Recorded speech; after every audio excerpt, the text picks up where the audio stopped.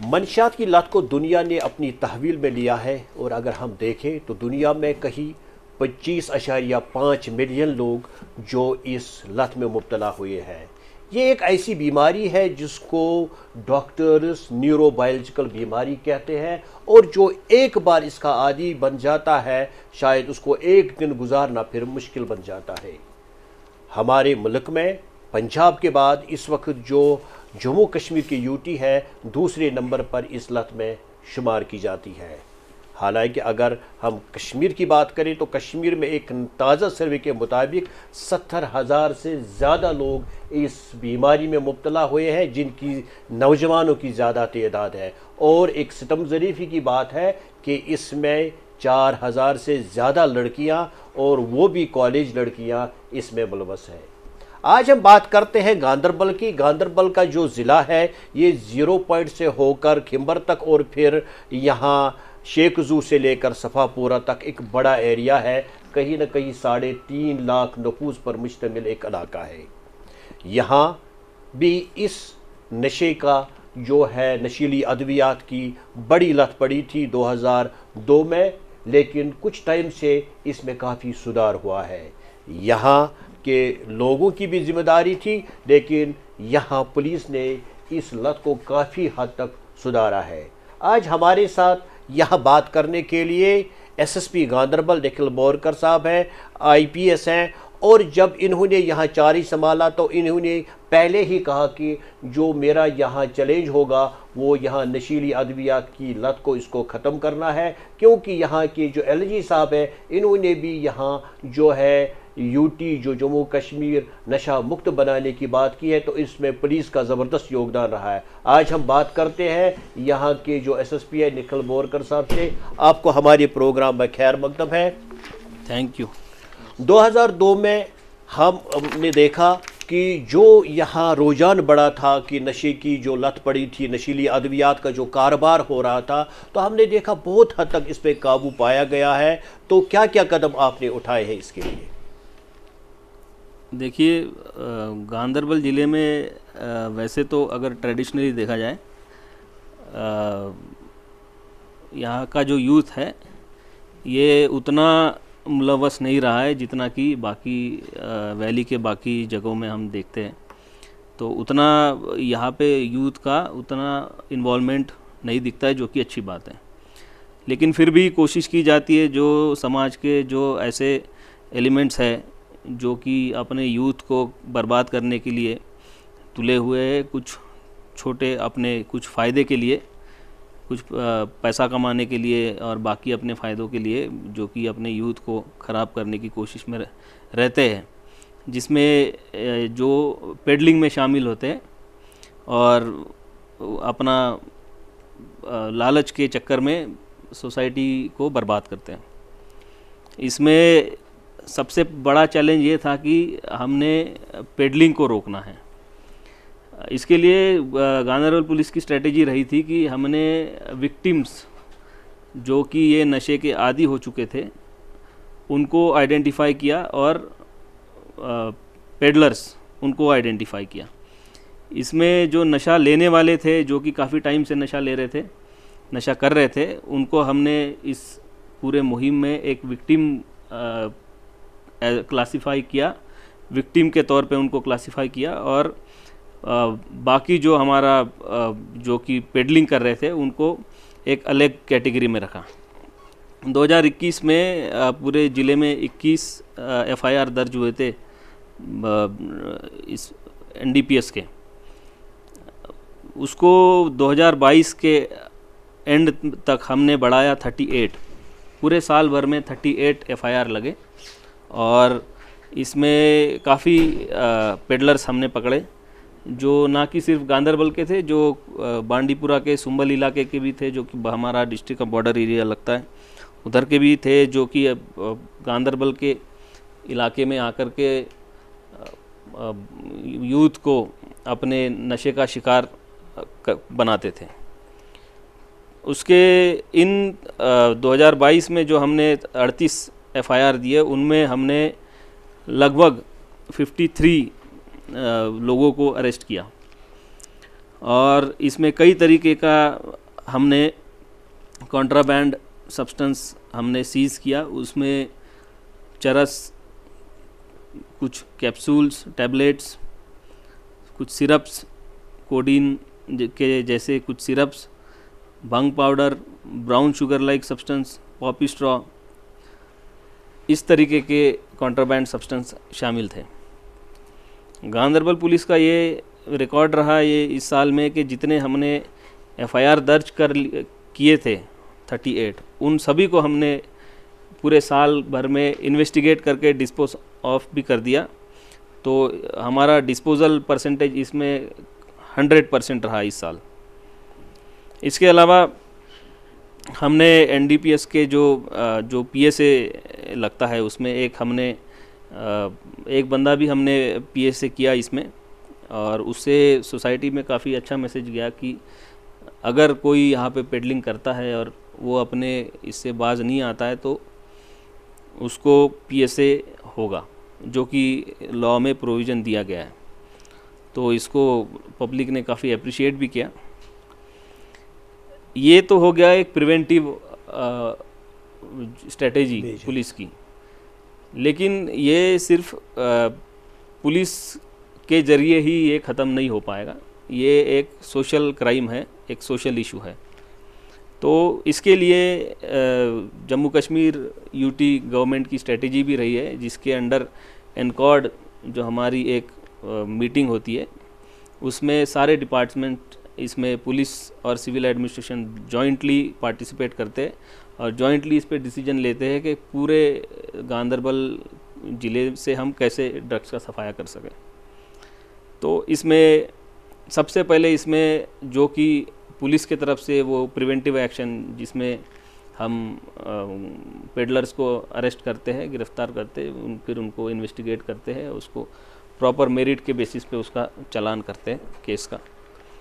इसके अलावा बाकी जो डिपार्टमेंट्स हैं उनको भी ये डायरेक्शन दिए गए इसमें कि फॉर एग्ज़ाम्पल अगर ब्लॉक लेवल पे और पंचायत लेवल पे जो कि पीआरआईज है और जो गवर्नमेंट ऑफिसर्स है, उन्होंने खुद अपने इलाके के जो विक्टिम्स है जो कि नशे के आदी हो चुके हैं उनको आइडेंटिफाई करना है और उनको गांदरबल के जो भी मेडिकल फैसिलिटी है इसके लिए एक डेडिकेटेड एक रूम इन्होंने गांदरबल हॉस्पिटल में रखा हुआ है।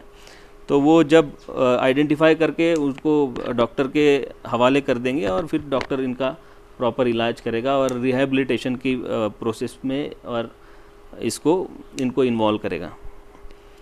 इसके अलावा जो ये तो हो गया जो कि लोग पार्टिसिपेट किए इसमें, इस प्रोसेस में लोगों को इन्वॉल्व किया, पीआरआईज़ को इन्वॉल्व किया।